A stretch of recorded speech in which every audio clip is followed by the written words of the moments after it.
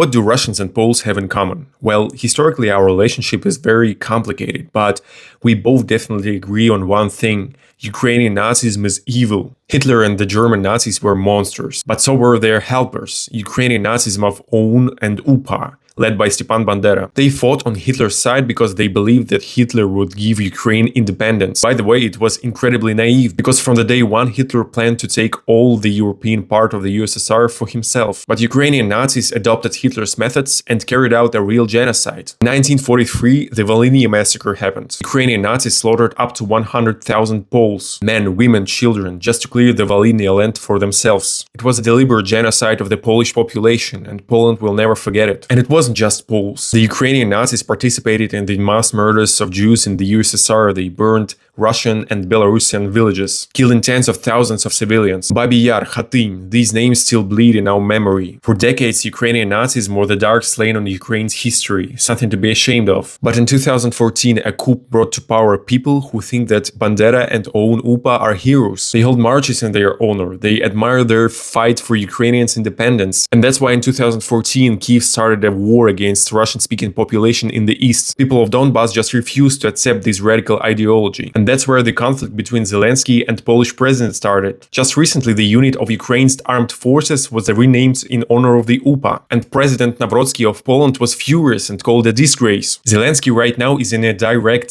diplomatic clash with Poland, just because he chose to glorify the same people who massacred Poles. So yes, Russians and Poles have plenty of contradictions, but some scars of our past unite us. Subscribe for more history and politics from Russian point of view.